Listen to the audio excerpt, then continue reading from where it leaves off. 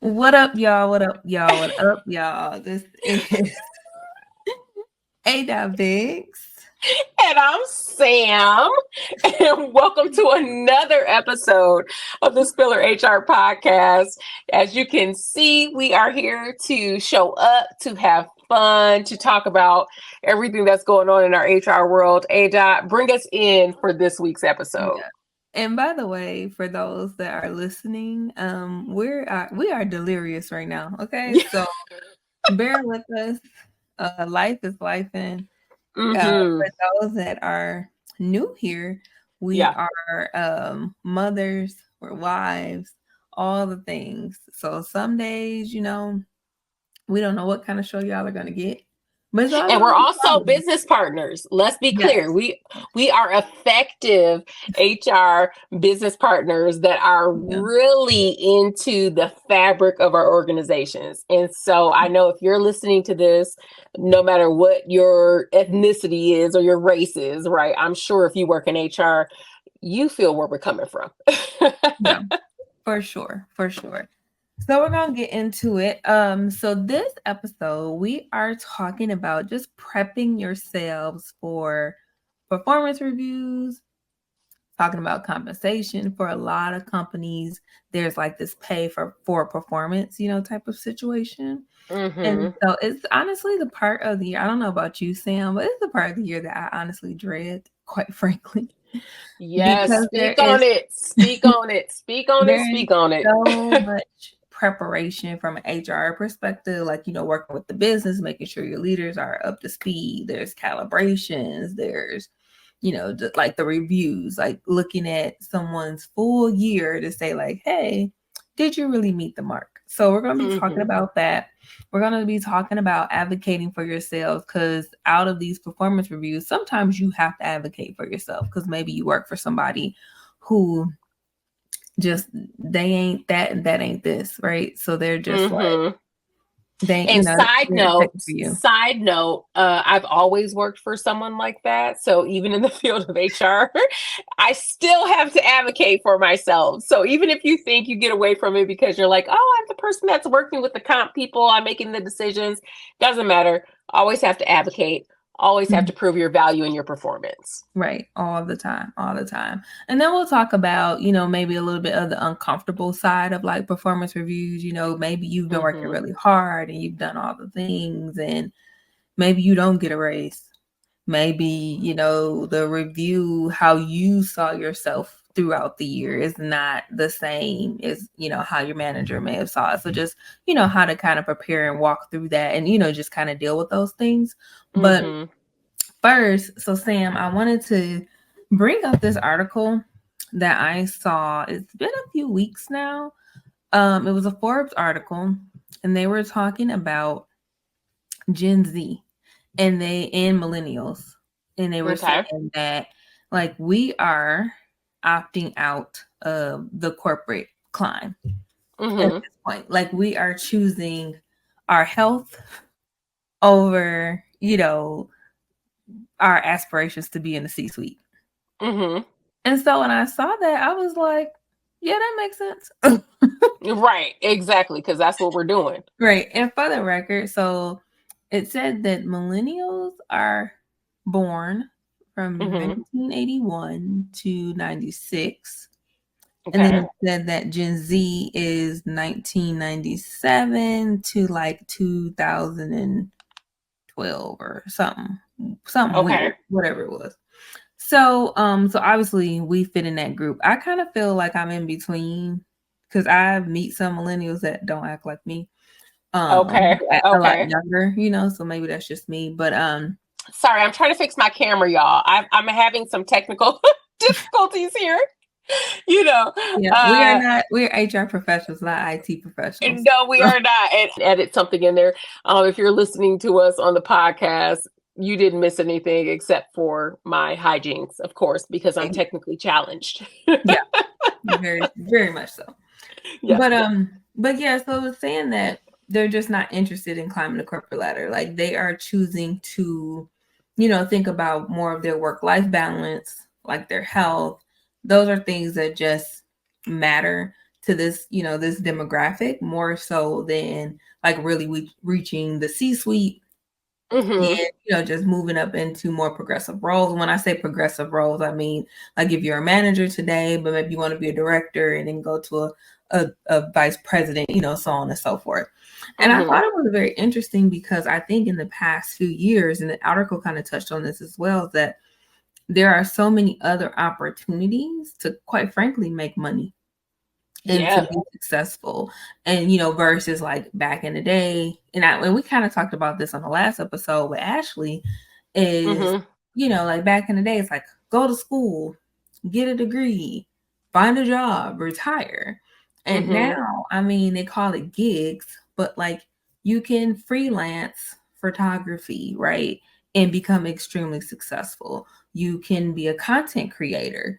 You can be an influencer. There are so many different ways. I mean, even with kids on YouTube, like they're gaming and, all these Mm-hmm. other things, like there's so many other ways that you can make money and have a good quality of life at the same time. And so Yeah. I think that was very interesting to me. And then the other thing that the article had shared too was that a lot of us, and it actually, the numbers were 54% Gen Z, 52% of millennials, they have Okay. the highest level of burnout. Mm-hmm. And they're like, I'm just tired. And I think a friend of mine, we were it was like we were laughing, but it was serious at the same time. So we were talking Mm-hmm. about how, like, I think collectively, everyone is getting tired at the same time. Oh, you listen, honey. You Yeah. just had to say tired, and then I could have just chimed in. I would have known exactly what to say at the right time, okay? Because that is my life. I am the millennial you speak of, right? Born in 1983. Y'all already know I'm 40. I'm the big 40 already. And Yeah. baby, let me tell you, I'm just so tired. Like even today, as I was working, and we're working through mid-year compensation and all those things that we'll talk about later in the show, um, I just took a moment to just close my eyes because I couldn't take a lunch break, right? So I went, to just kind of walk around. I do that sometimes just to, keep it fresh. And Mhm. I closed my eyes for about 30 seconds and I just was like, this is not going to help. I'm just too tired. I've never been so tired in my life. I don't have any newborn children. I don't have, you know what I'm saying? Like in terms Yeah. of like finances and stuff like that, like, we make enough money. There was a time definitely when A Dot and I were struggling financially when we first started in the industry, right? Having to pay off student loans. We're two Black girls from Detroit. Nobody paid for us to go to school, right? We had to earn it You better say or we that. had to pay for it, okay? You And preaching today. so, well, what I'm going to tell you, what I'm going to tell the congregation in the church is that we're tired. And it's not even just a Black woman thing. It's everybody in society, I think, Like is we're just like super. tired.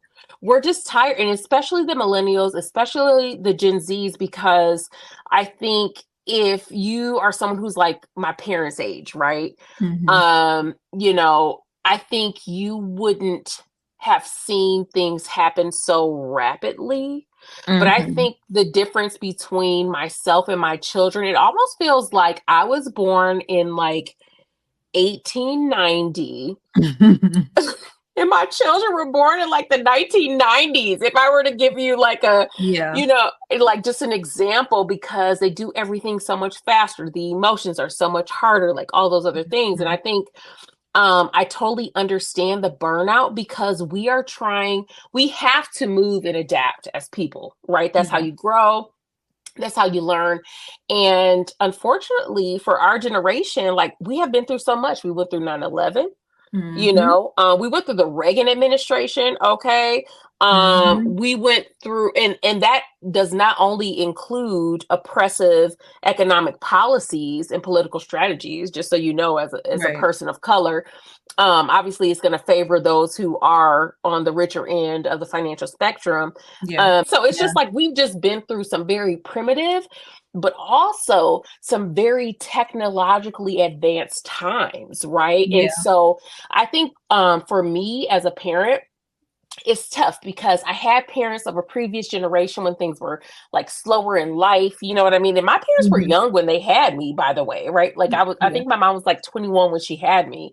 Yeah. But even that little gap is just like, it's almost a millennia between Yeah. her and I, and how we Right. do things and what we talk about and things like that. And so I understand why Gen Z is tired. And I think if you have, and I hate to say this, I don't, I'm not going to categorize people like, oh, you're born during this period, you're a boomer, that's what you identify with. No, because I think there are always going to be outliers, right? And Mhm. FHR, like, we're not going to put anybody in a specific box. You are who you are and you show up how you show up, right? Right. But I will say, some of those strategies and those life principles, they don't work now. And not only do they not work, they're pretty much garbage. And so, we've had to raise ourselves in our generation. I think that the Gen Z has as well, Yeah. not because their parents are inept or not there, right? Like, we're here, but we don't have enough time to focus and be conscious and be human beings. It's almost like being raised by a zombie. I don't care what anyone says. That's my 2 cents about it. Yeah, no, I agree with that. I think it's like the tired piece and like the burnt out. Like I don't even know if the burnout is all from like work, right? Like I think it adds to it, but I think to your point earlier, it's just so much that is going on in the world and that we Hmm. have experienced. Like we haven't had a second to Even honestly like process. yeah, like process because I mean I would go so far back as like Columbine. So let's, Oh, so it's like all the school shootings. who's Then you preaching? Is have it you or is it me? Because girl, let me tell like you, okay? 9/11, like you got 9/11, then all these school shootings, then you have civil unrest like George Hmm. Floyd, Eric Hmm. Garner, all these like things A that are global continuously happening. pandemic. Yeah, a A global global pandemic pandemic. that is Multiple wars. yep, multiple wars and probably about to have another one, right? So Hmm. it's just Oh no, like, we're in another one right now. This is yeah, this is happening. This is but real. it's like, Yeah. just all these things. And it's almost like, I don't know if tired or burnt out is the right word or if numb is just the word. Hmm. Because We it's are like, desensitized. We're yeah, desensitized. because you just can't, you Hmm. like, it's like I'm tired because I'm trying to Yeah. keep up with all the things and just make sure I'm just one showing up for myself as well as like my family, my children, all these things. But then I'm Hmm. also tired because the world is so fucked up. It is. And the thing is like we have to, like, we do this in our job anyway as HR professionals, right? We Mhm. compartmentalize the heck out of stuff. Like Yeah. everything that we do is in a compartment. Oh, you got this manager, they're good in this area, but they're bad in this area. Oh, they go into this box, right? We're doing a 9 box our whole careers and every Mhm. day of our lives, pretty much. Yeah. And so I think it's tough for us because we're so good at saying, oh, this is not necessarily impacting me right now. But I think here's the trouble, and this is the crux that I deal with, and Mhm. why I personally can raise my hand and say, you know what, I'm in active burnout right now. Like, Mhm. I'm working, but I am burnt out. I have nothing left. Okay. I'm on Yeah. fumes, baby. Okay. Yeah. And the reason why is because, I feel like we can say, all right, we are not going to let this bother us, but then we never get to processing it because we have Mhm. so much going on. And don't work in HR, period. And then don't work in HR and be a mother, and don't work in HR and be a wife, and don't work in HR and have, aspirations for yourself outside of work, because it's a recipe for burnout. And I don't think it always has to be that way. But Mhm. here's what I think is really tricky about working in HR. And I know you may be tuning into this just because, you either know us, or you have heard or seen something that we put on socials, and you're like, oh, I want to get advice from these ladies. They seem to be candid and know what they're talking about. But Yeah. I think the issue is, like, as a person who works in HR, this is why it's a problem, because I feel like there's not a safe space for us. And we Mhm. can't necessarily say, hey, I am short circuiting because I went through school. I've done everything to be perfect. I'm trying to be this robot. It's not working out. I put my ladder on the wrong building, honey, and I tried Yeah. to climb it for the rest of my life, And so now I think a lot of things that we thought would be okay, they probably would have, right? So when you were going through school, I was going through school, I thought, HR will be, it's going to be stressful, but it's not going to be that bad. But what I Hmm. didn't bet on was complete world annihilation and a zombie apocalypse and a pandemic and racial and social injustice and a genocide. I didn't think that there would be racism on all sides and we would be so far to the right and to the left, and I would not be able to impact my world through my vote, Hmm. right? So Yeah. I think for me as a Black woman, a lot of this is like, oh, dang, we doing something different now. Yeah. And you're I was, doing something that you're not like nobody could have prepared mm-mm, anyone for all these things. So mm-mm. I mean we could kind of segue into the next week because something that you said kind of resonated with me is like yes, I'm running on a short circuit, but like who's there to check on me? Mm. As a like an HR professional, like people, and I think I've said this before. I feel like we said this on like We episode talked one or about it. Yeah, two, we talked about it, but where it's it was still relevant. like Yeah. don't forget like everything that you're going through, Mm-hmm. employee A, B. I'm it's happening to me as well. Yeah. So as you're coming to me with questions that I do not have answers for, like Mind you. yeah, like don't forget that there's a human in the word human resources, right? Like Mm-hmm. there's still a Mm-hmm. human behind that. So so to your point, like we've been trying to navigate situations too as we're going through them. Yeah. Because we don't, like you said, nobody knew we're gonna have to try to figure out like, well, how do I keep, being a partner to the business and we're going through a pandemic. And quite frankly, I don't want to come to work either. Like I'm worried Yeah. about, COVID I'm too. And scared too. Yeah, yeah, like all these exactly. things, right? Like I'm Mm-hmm. concerned about that too. So I Yeah. think all in all, I feel like that article for me it really resonated because it's kind of like I get it. Like I don't shame people for saying like, hey, that ain't really for me. Like I don't want Mm-hmm. to do the things. I mean, I talked to some people earlier today and they were Mm-hmm. like, I may do this for a couple more years, but I'm going to figure something else out because I It's just not don't. sustainable. Yeah, it's not sustainable. And quite Mm-hmm. frankly, I just don't want to do it. Like I've done it for so long. Now I'm Mm-hmm. kind of like, let me try to see some other avenues where I Mm-hmm. can express myself, still add value, still do the things I want to do, still have a great quality of life, but not be tied to this kind of corporate culture. Well, and I think too, COVID changed us. We'll never be the same. Like, COVID is our, like, I don't know, World War insert number here. Yeah. It's kind of like our apartheid. It's Hmm. it's all of those things because we don't know how to navigate this space. But one thing we saw in COVID was that we knew we wasn't gonna live forever. And we knew You that right about that? life is going to be hard and we have to move forward, right? And so I think um I applaud Gen Z, and I'm like, come on with it, because first of all, they're protesting all the injustice in the world. They're the ones that are doing it. They're at the front lines. Okay, so let's give Hmm. them credit for that. Number Yeah. one. Yeah. Number two, they are breaking the mold. They are saying, we're not going to stand here and allow injustice. Injustice for one person is injustice for all. And I really do think that, even though we talk about the politics in America and things like that, I think we still haven't even seen the beginning of what Mhm. Gen Z can and will do, right? Yeah. So I love that about them, but I also think they're like, yeah, no, this is like killing my family to work these corporate lives, and Mhm. to be a part of this. And there's no reason, because we have so much freedom, flexibility, opportunity to make money, like all these other things. And I don't think that I mean, I think it is a little bit newer just because we have technology, but at the same time, I think what people are realizing, at least what I'm realizing, right? And I'm a 40-year-old woman with two children. I'm married, Yeah. right?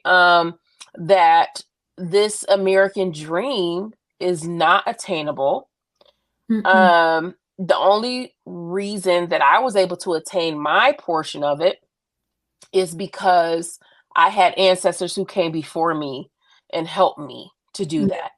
And Right. how many people like us, not even just Black people, okay, Mhm. people of color, I'm talking about women, right? It just depends on where you're, if you don't come Yeah. from wealth, this is a vast majority of the US, mind you, is not, Right. everyone isn't wealthy in the Right. US. Most people are not, right? And I Yeah. think even just coming from this and trying to make something out of your life, it's Mhm. really hard. And I think that this generation has stepped back. They have the opportunity to step back because they've kind of seen like the worst case scenario of Mhm. everything, right? They are the final destination generation. And so I think they've been able to step back and be like, it's not worth it. It's not worth it. Right. And so I do think Yeah. that is something as the industry that I work in, I'm not going to be specific about it, but Yeah. that industry, we have that issue, right? We have a very rapidly aging workforce. Mhm. And, we're one of those industries where like everyone needs the stuff, but no one is like, oh, this is as cool as like, you know, Amazon or, Yeah. whatever the big tech company is at that Right. time, right? Mhm.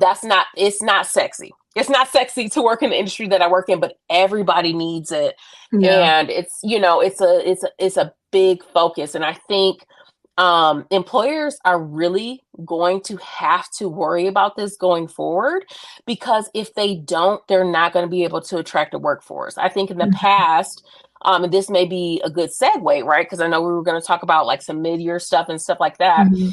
I think in the past, compensation has been a little bit more flat, but Yeah. because we have all this technology, right? We have all this access to information. People know they can make more, and they know they can make more wherever they live. They don't have to move to wherever it is they want to go. And I understand a lot of people are returning to office and things like that, returning to work, right? Most people are back, but I think the remote work industry is here to stay, right? And Mhm. it's more than just, in the past, it has been like silos of different types of professions, right? Like, so Yeah. you might have I don't know, IT person or, something like that, where it doesn't necessarily matter where you are. I do still think that people demand that. And if they can't get it from their employer, they're going to get it for themselves.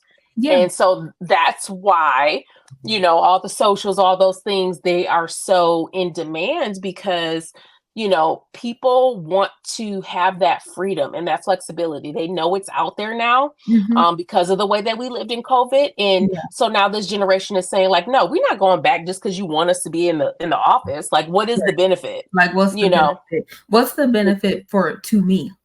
Because the other Exactly. thing I didn't touch on, and we'll hop to the other subject, but the article also talked about, just wanting more flexibility, Mm-hmm.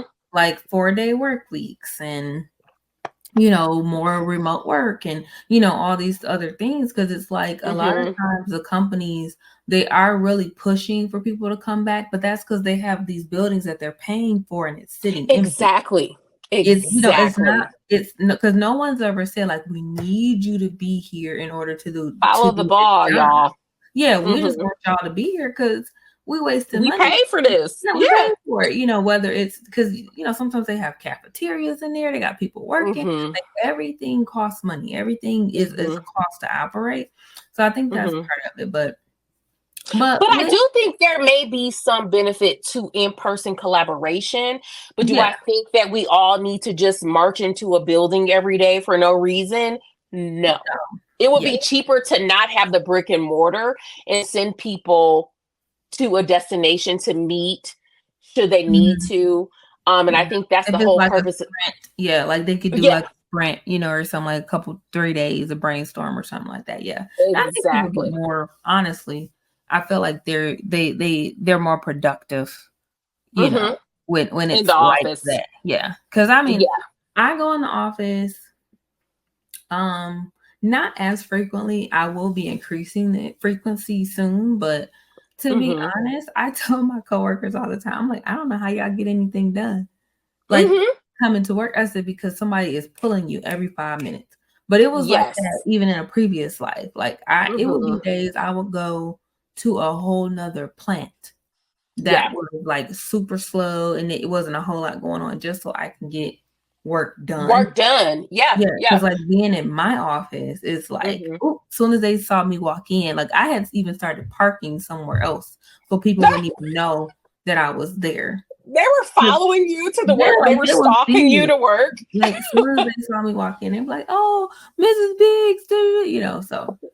But Hmm. anyway, Yeah. No, I think it's totally true. And I think we need to find a balance, but I think it's so much, when we're talking about generations, to bring it back to that, I think the older generation is like, no, you go to work and I can watch what you're doing here and all these other things. mhm. And I definitely think there is a space for it because some people cannot work remotely and be Yeah, productive. yeah, Like, yeah. Like some let's people put that just out aren't. there. Yeah, they're just They not just mature enough to do it. Yeah, not built yeah, that way, or they have a lot of distractions in their environment too, like who knows how many kids they got, or whatever running around. yeah. Maybe they don't have a place to close their door, whatever that looks like, right? And Mhm. so I do think there should be flexibility, but Yeah. I think for me that's not 5 days in the office. I think it's like maybe 2 or 3.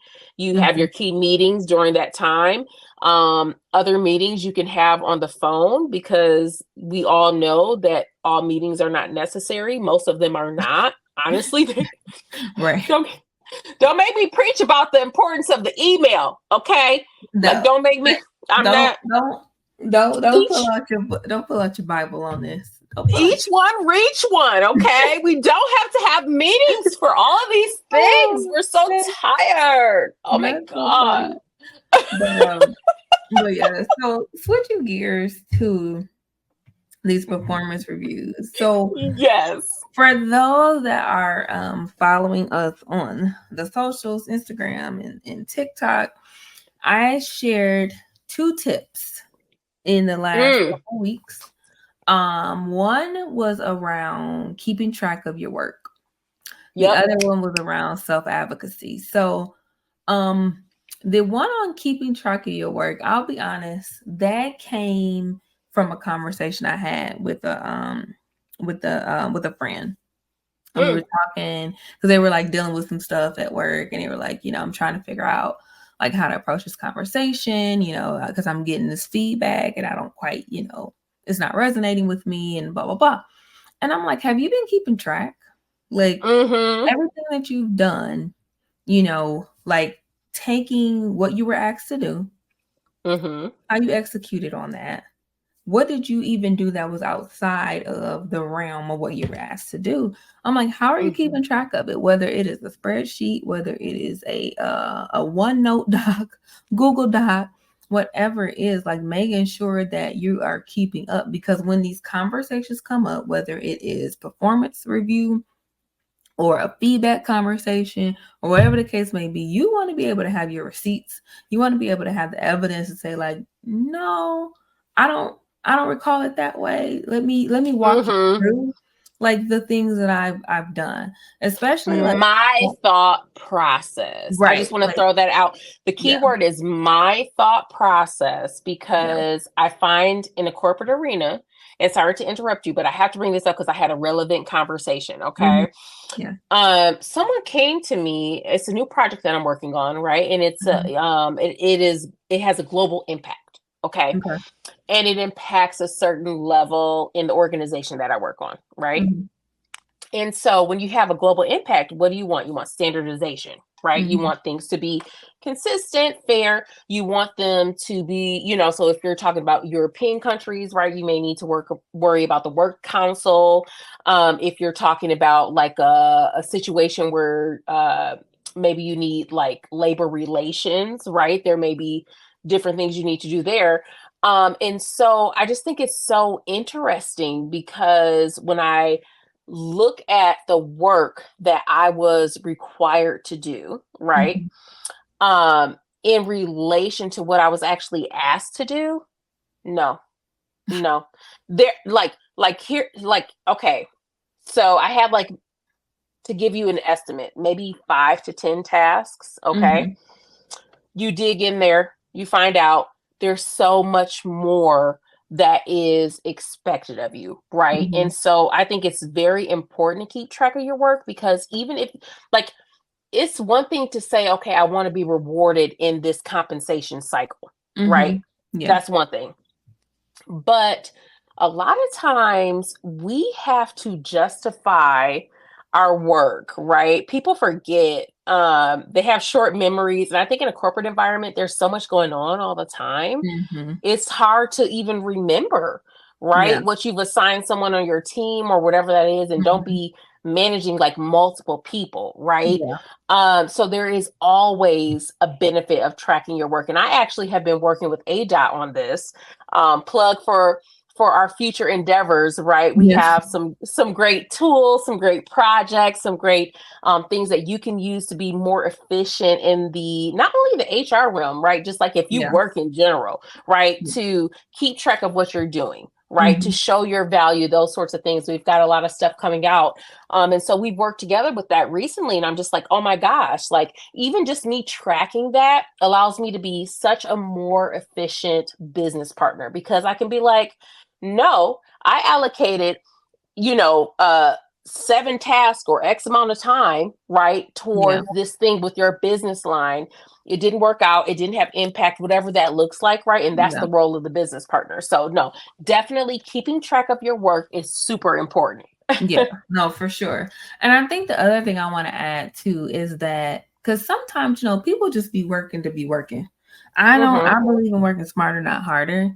So, although you are tracking your work, make sure what you're bringing to the conversation shows like where you've added some value or where it's pushed the business forward.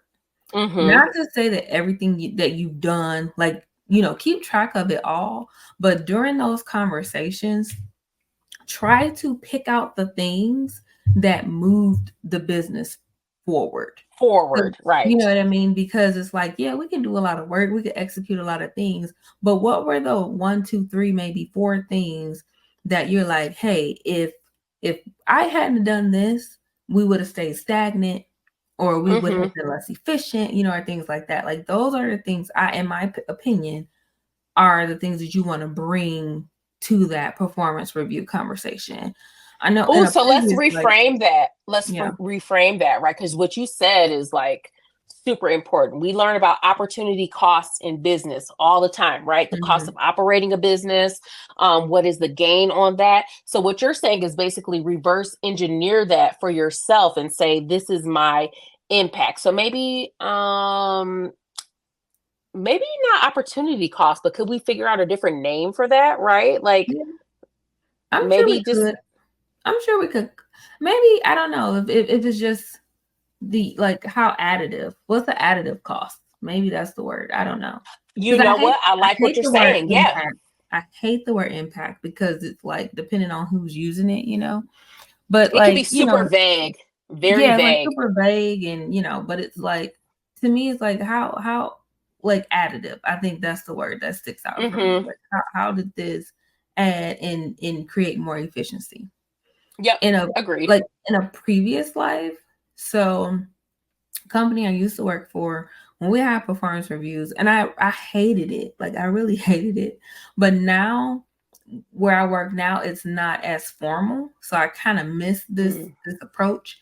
But what it used to Mm-hmm. be, we would have to write down like how we saw the year ourselves, right? Like going before you even had the conversation. So you shared your thoughts, the Also, like a leader. self-evaluation, like a Yeah, like a self-evaluation. self-evaluation, yeah, and Okay. then the leader Hmm. shared theirs, and then you all Hmm. discussed it, during the, and sometimes y'all are right on the money, sometimes not Hmm. so much, right? Or you just meeting in the middle. But I say that to say, like, when you're going into those conversations, like, really do some soul searching and really look at your things. Try to take like a 40,000 level view at the things. And sometimes it's hard because we're looking at our stuff. We're like, I know I'm good. I done did all the things, da, da, da, da. But like when you really sit or down and think or about, you may be like, oh, my manager talked to me about, because we talked about misses. Okay, like mhm, let's wrap yeah, it all in. You may yeah, say, oh, my manager told me about a huge miss that I had this year, right? So then I didn't do that much. But if you keep track of your work, I Yeah, know you will see where you added value to the organization.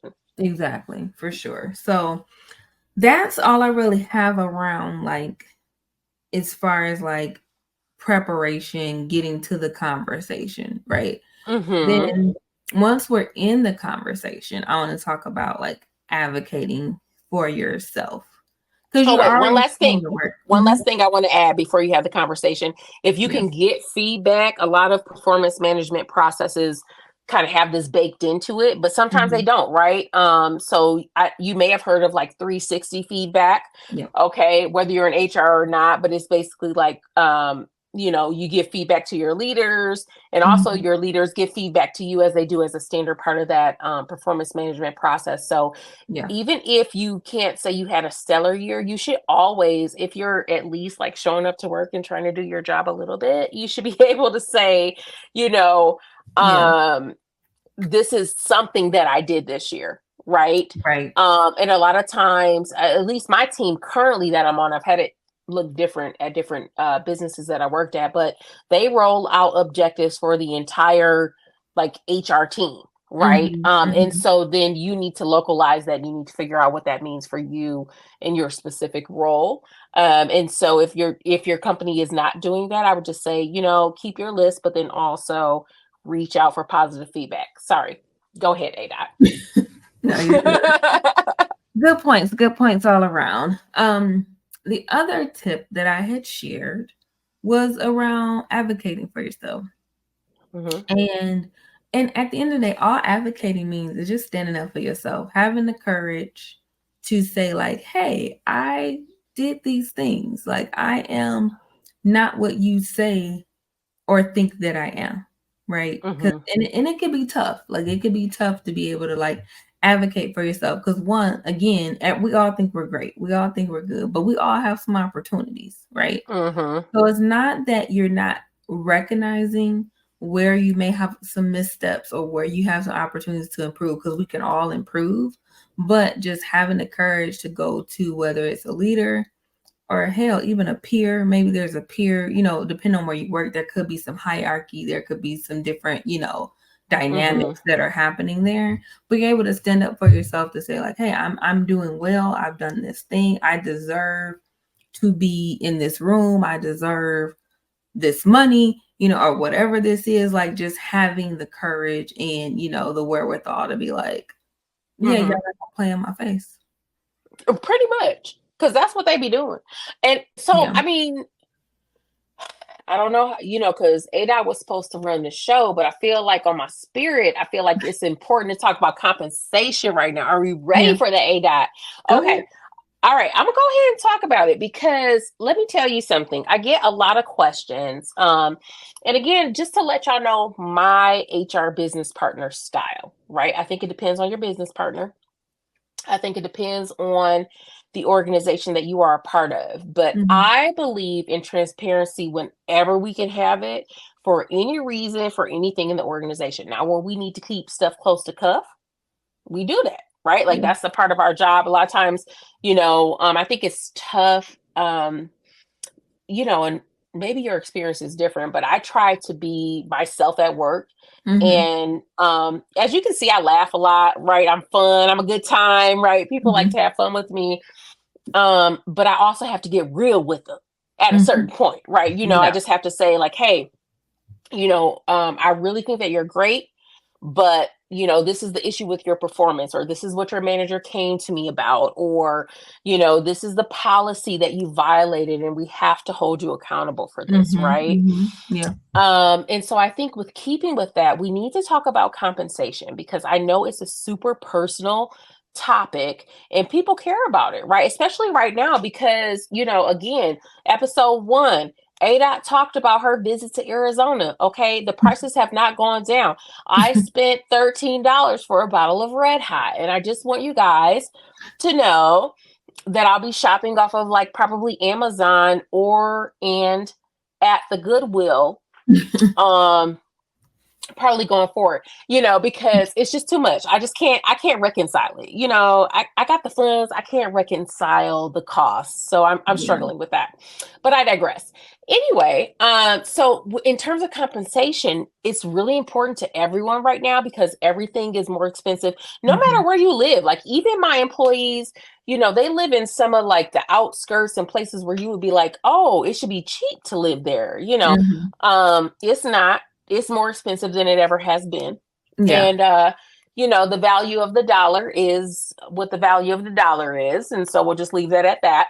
Yeah. And so when we talk about compensation, I think a lot of times people equate different things with that. Okay. Yeah. So depending on the work environment you're in, you may say, oh, I have a lot of tenure.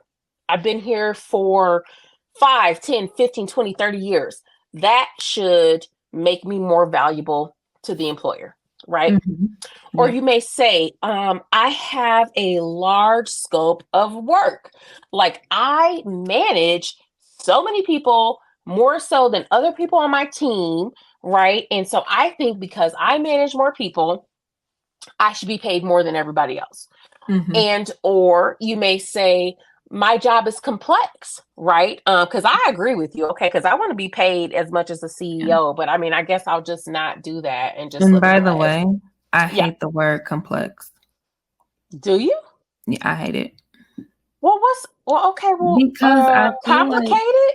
Like you want a synonym no, I'm or what? saying I hate it because I feel like people use that word to give them a reason as to why they should make more money. Oh, well, yes, And I'm exactly. like, That's the what's so complex about it? Like, help me understand. exactly. Like, what's the market data that Hmm. supports this complex role? But And that's what we're going to talk about right now, A Dot. That is the exact principle of compensation. I think a lot of people don't really understand it unless they like either have worked with a company for a long time. And so what ends up Mhm. happening is, right, your company, no matter where you work, they have a compensation strategy and a Mhm. compensation policy. Yeah. They have set pay ranges per Mhm. role, right? And a lot of times that can go by job family. If you Mhm. don't know what job family is, it's essentially a group of people that perform the same type of work. And so an example of a job family would be something like engineers, right?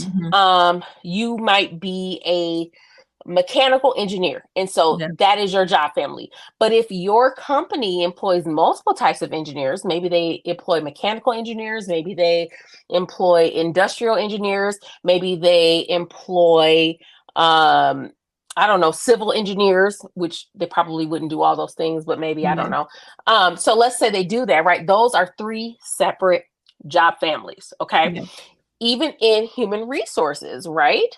So we'll have human resources, but if you have a company with a shared services model where you maybe Mhm. call into like a call center or something like Yeah. that for them to answer your questions, then what you will have there is human resources, but that job family for that that call center or that Mhm. that HR information center is going to be completely different than like Right. your business partners or your HR generalists, right? Or your HR Right. assistants. It's going to be a different type of role. Mhm. And so, what most people don't understand, a lot of times, especially because we have pay transparency now, right? In certain states, especially California. So, if you are applying for like remote roles, or if you live in the state of California, you often know what the top of the pay range is, right? Right. And so a pay range is the amount of money that a person can make in a particular, not only job family, but a particular role, right? Mhm. Because, for instance, within human resources, I can be an HR business partner, but my organization may have a senior HR business partner, and they Mhm. will probably have an HR director and an HR VP for whatever, respective business unit that is, right?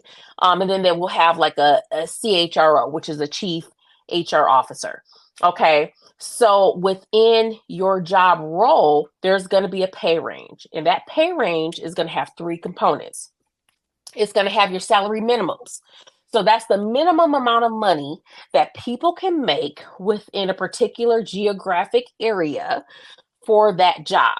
And I know you may be confused because you're like, well, okay, geographic, what does that mean, right? Yeah. Okay, I live in Ohio, I live in Michigan, I live in whatever. Well, guess what? You're not making as much as people in California make Yeah. because they literally cannot survive on what you make in Ohio. Okay. So Right. that's what we're talking about when we say they're depending on what zone you're in. A lot of companies will classify them as zones, right? It's a pay Yep. zone. A lot of companies will do A, B, C, D, E, whatever. Sometimes they may say like, oh, we're in the Bay Area or we're in, because again, in California, even within that state, it may be cheaper to live in Southern California than it is Yeah. to live in the Bay Area where you have like tech giants and people making, you have a lot of people making that top 1% of income in the Yeah. nation, right? Right. Okay. So I know it's a lot of information. I try to simplify as I go. So what we talked about is job profiles, right? So a particular type of work, a job family. We talked about specific roles within that family, right? Hmm. So engineer 1, 2, 3, whatever that looks like. Okay, we talked about pay zones. Okay, Yeah. so what you make is going to depend on where you are. And it's Yeah. not just for the US, right? Like if you have a global employer, you Yeah. would make a different amount in Europe than you would make here. Not just Right. because of the currency, but because of the cost of living, right? Living. Yep. And the Hmm. expenses and what the going rate is. What a lot of people don't understand is that their pay is directly impacted by the cost of labor in the market that they work in. So what that means is if I work in Arizona, which I do, Hmm.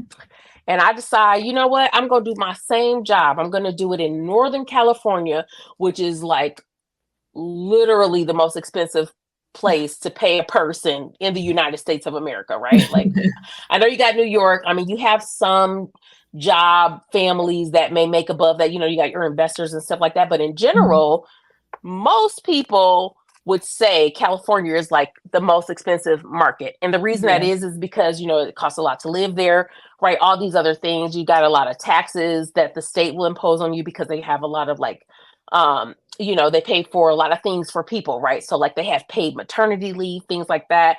All Yeah. of that gets calculated in your pay. And I think a lot of people don't understand that, right? Hmm. And I know that they would say, "Oh, well, I don't have no kids, and I don't plan on having no kids, and I don't want maternity pay to impact how much I get paid." What I'm here to tell you is that doesn't matter.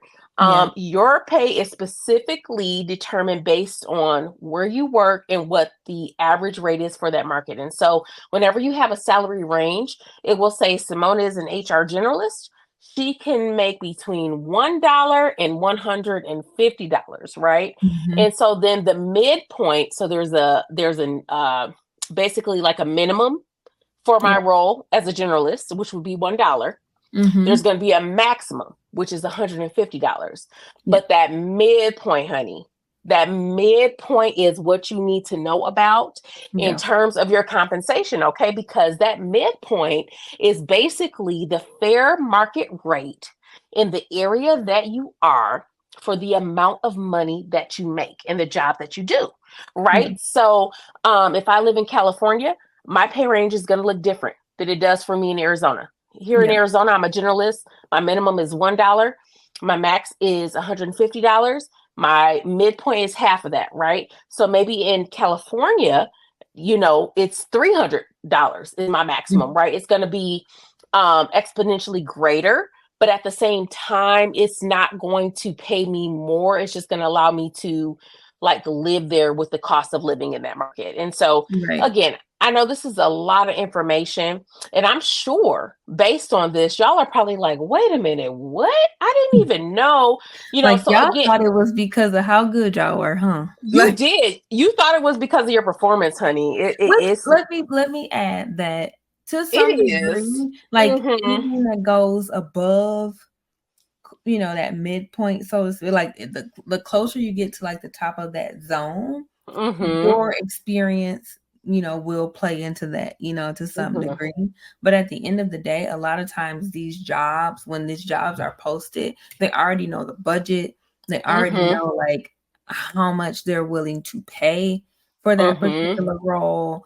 So even then, like sometimes you can almost kind of what's the word? Like uh like market yourself out of the market. Like pay like price You yourself out. can. You know what I You mean? can, because Because you can say, yeah. oh, I see this pay range, right? Because I've had that happen a lot of times, and people are like, I don't understand why I wasn't selected for this role, right? Because a lot of times, too, employers will be like, oh, well, they want too much money, so I don't think we can afford this person, right? Right, Depending right. Yeah. on what that looks like. And so Yeah. maybe you see a posting on LinkedIn or wherever you're at, and you're like, oh, well, it says the maximum pay rate is $389,000. I'm going to Yeah. ask for $389,000 because I know that's how much they can pay. And they will be like, no, because first of all, you don't even live in California. Second of all, most employers, and this is if we can put a little caption here, most employers pay at the midpoint of the pay range, which means that most employees are paid at market value for the role that they have in the market that they work in. Okay. Yep. So even if you try to negotiate, right, like before you think you're being savvy and stuff like that. I know you see a lot of stuff about negotiation, and we've even talked about advocating, but you Yeah. need to understand what you're working with, baby. Okay. Yeah. And so And you there's nothing, can't yeah, what'd you I was say? gonna say, and you can't just approach it like, oh, well, I know I should make this or that because I know this is what y'all are paying. Like, make sure you're Mm-mm. bringing, good Mm-hmm. market data. Maybe even Mm-hmm. talking to like a TA, like talent acquisition professional, a recruiter, Yes. someone Yes. that is very, well versed within the market, well versed in the skill set, Mm-hmm. in the industry that you're, in or trying to get into. So when you're bringing information, because they're going to ask, like, even if you're already working somewhere, they'll Mm-hmm. ask, okay, well, where did you get this data from? Like, Yes. is it a credible source, credible reason? Mm-hmm. Like, where is it truly coming from for us to Mm-hmm. say, like, okay, yeah, we can consider it, but please know there's always Mm-hmm. a budget that's Yes. already set. And if for some reason you are brought into a company and you are paid a little more than maybe the midpoint, just know there's a trade-off happening somewhere. Well, not only that, like you're not going to increase your income. So a lot, Mhm. okay. So look, this is why HR is complicated. Okay. You think it's just people filling out applications and like, I don't know, Interviews. changing how you're getting paid and yeah, interviewing you and stuff like. No, this is why HR is not complex, is challenging to understand if you don't work in the industry. Yes, Yeah. I nailed it. Okay. So this is why it's challenging, because the thing is like, you can feel like you're an excellent employee. You can look at every single person on your team and you can be like, I work harder than everybody on this team. And I know more than everyone on this team. Yeah. But it doesn't mean that you're going to like, your pay is going to reflect that. And Yeah. so I think this is a good point for us to stop, because we have a few things we need to tell the people, ADOT. Okay. Yeah. Number one, we want a compensation expert to come onto our next podcast. Now, listen to me, okay? Share this with your family, your friends, anyone who works, anybody who may know someone who works in compensation. It doesn't even matter, right? But we want a compensation professional to come on and give you the true lowdown on how you get paid. We can cover it in like a high level detail, but it's really, you need to hear from the experts. If you have someone that understands compensation, either from a senior level, right? So maybe they've been like a VP in the business or something like that. They understand why they pay their people what they pay them, or Mhm. they are a legitimate HR compensation professional. Please have them reach out to us, okay? We have the email address here in the tagline. It's spillerhrpodcast@gmail.com. Please have them reach out to us. We really want to educate people on how they get paid and why. Okay. Because also, I think for us, our goal is to make working more enjoyable, right? Would you say that, ADOT? That's like, Yep. That's our yeah, goal. we want to make working, less complicated and more enjoyable. And so we do want everyone to understand. And I know specific businesses may have a different model. Okay, fine. But in general, in corporate America, we're looking for someone to give us some details. And don't worry about confidentiality. We can meet beforehand. We can make sure that we meet with you, and keep your identity non-public if that's something that you're wanting to do. Mm-hmm. Either way, we know the people that they're wanting to hear it, right? They want to know Yeah. more about compensation and how they get paid. So that's the first announcement. Okay, this is very high level. If you think it's interesting, definitely tune into the next episode because that's where we're going. We're going towards end of year. That's when people normally get their bonuses and stuff like that. And so we just want people to have clarity, honey, because I think every year people get surprised no matter what Yeah. conversation they've had with their manager about their performance. We need them to understand that yes, pay can be per performance, but it may not be the only driving factor in how much you are paid on Yeah. the job. And then, if you're unhappy with your pay, how do you change that? What do you look for? How do you have that conversation with your new interview, your new potential employer? Yes, we are here to give you all that information because we spill the tea, honey. We're going to give you the stuff that nobody else is going to tell you. We're going to be real with it, okay?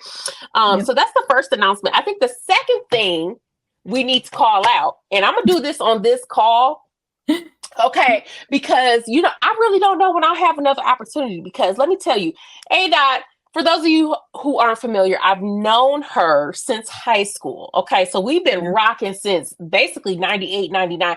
I think I disliked her in 98, but in 99, I really came around and she did too. Okay. And we liked each other since then. And we've been friends and all these things. And so, A-Dot is going to have a milestone birthday later this year.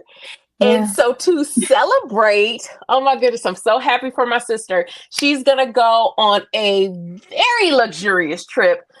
She's going to be sharing some of those special moments with you, right, on our IG, all of our socials. We'll keep in touch with her, but we are going to need to take a little break for just a month, okay? Just 1 month, just one August, okay? August is the time to come back to get these compensation details, okay? You're going to let me decompress because I'm not going nowhere yet. I am as stressed as ever, okay? So, we have two sides of the coin, okay? You have one person who can go live their life and love it. And then you have me who is just here. So we both understand. Yeah. Let's be clear, people. We both can go live our lives. I am choosing to get the hell on. Okay. She's prioritizing getting the hell on. Okay. I am taking my own advice, people, for those that are listening. Yes. I'm taking my own advice. I am going to Europe for about 10 days and going to do all the things. I'm turning 40 in September, but because I am an adult and I have a child, we have to celebrate a little early, but that's okay. It's all right because they got to be out of school. They got to be out of school. You can't keep them out of school. And all the things. And here in Texas, we start school pretty early. Yeah. So yeah, we are going on break, but please know we'll still be updating the socials. It'll be a little sporadic, but yes, we'll be updating. We'll be checking in. You can still send us DMs, send us emails, like all the things, because like Mona said, she'll be around. Yes. Well, and not only that, like, so I can help contribute some content because I've been busy. Like, okay, I've been real busy, but I've tried to restructure my life in a way that would allow me to slow down. So not only are we doing that, okay, like we are also going to have some good treats for you when we come back. And while we're on break, okay, we talked about holistic health for HR and not just HR, but for people who be working, okay, because it's tough, honey. It's hard. You work hard for the money, and they made a song about it. So they better treat you right, okay? Yes. So, honey, go ahead. You work for the money. All right. Okay. Well, listen, my throat is dry, so I'm not gonna join in. I want y'all to know my throat is very dry, and I'm not gonna do it. Maybe if I warm up next time, we can have maybe even some karaoke. I don't know. Reach out to us on the socials and ask us your questions. Let us know what you want us to include on the next podcast, and we will certainly do that. And until we speak to you again in August, just please stay tuned to our channels. We'll be updating across all platforms, but especially IG, because that's really all I know how to do. I'm working on it, okay? God is working with me. And we're on TikTok as well. So we are. Said, y'all. And YouTube too. Yeah. May the Lord watch between me and thee while we're absent. One and may another. The Lord let the road rise up to meet you. Okay? Okay. Bye, y'all. Bye. We'll see you in August. Take care.